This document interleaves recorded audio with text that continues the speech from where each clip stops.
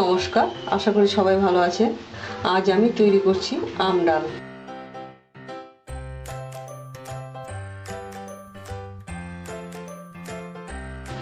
আম ডালে লাগবে, আমি এই জায়গায় একটা গোটা আম মাঝারি সাইজের সুন্দর করে ধুয়ে ছুলে আমি কেটে নিয়েছি পিস পিস করে।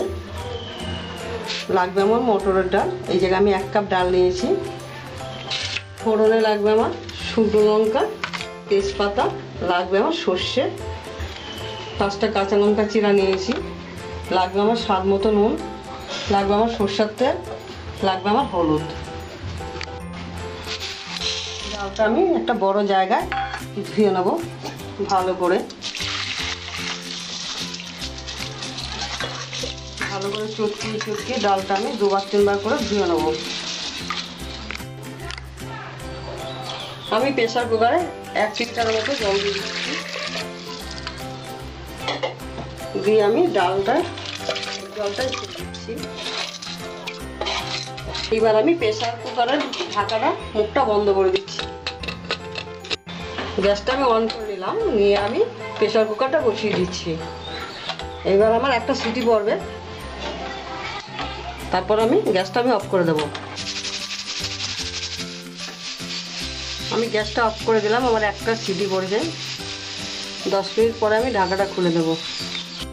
আমার 10 মিনিট হয়েছে, আমি প্রেসার কুকারের ঢাকা খুলে দিচ্ছি।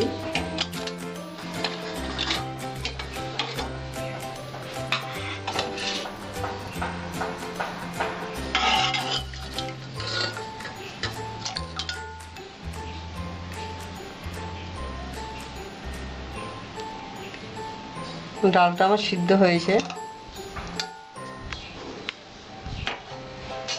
এবার আমি ডালটায় কাটা দেব, হলুদ দেব,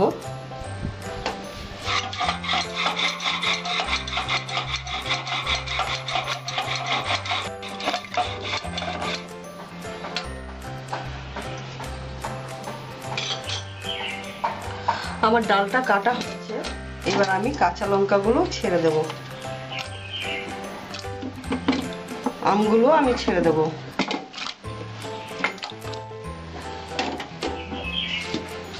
স্বাদ মতো নুন দেব,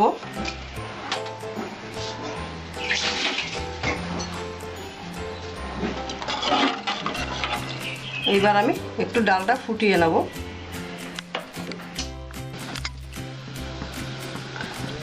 আমার ডালটা ফুটছে, আমি এবার ডালটাকে নামিয়ে দিচ্ছি।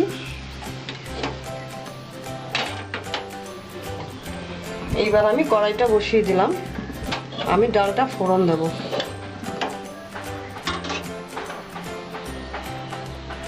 গ্যাসটা আমি বাড়িয়ে দেব।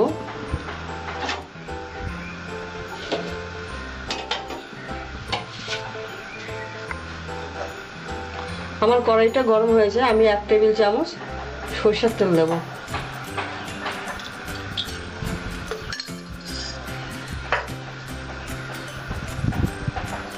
আমি শুকনো লঙ্কা,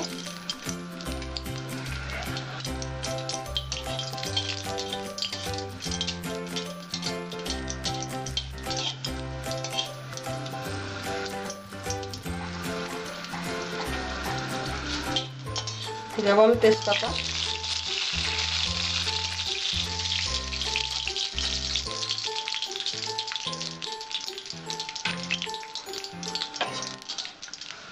দেবো আমি সর্ষে,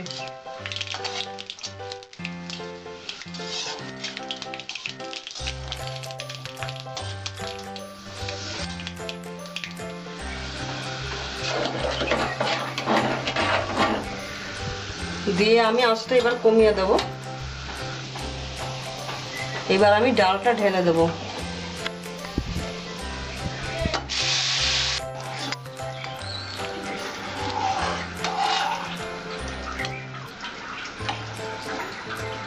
এতে আমি 1 চামচের মতন চিনি দেব। বলছি টক ডাল অবশ্যই খাবেন গরমে।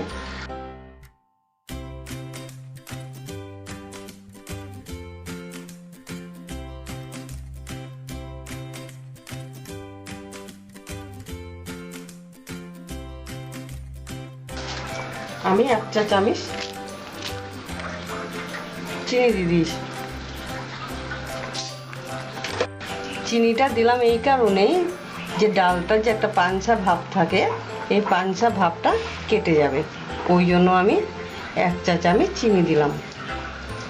আপনারা আমার মতো রান্না করে অবশ্যই খাবেন, খেয়ে ভালো হলে অবশ্যই আমাকে জানাবেন, লাইক ও শেয়ার করতে ভুলবেন না। আমার ডালটা হয়ে গেছে, আমি এবার নামিয়ে দেবো।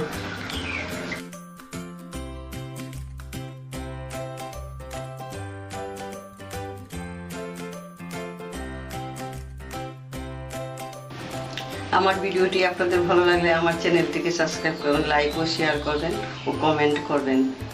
আমার ভিডিওটি দেখার জন্য আপনাদের ধন্যবাদ।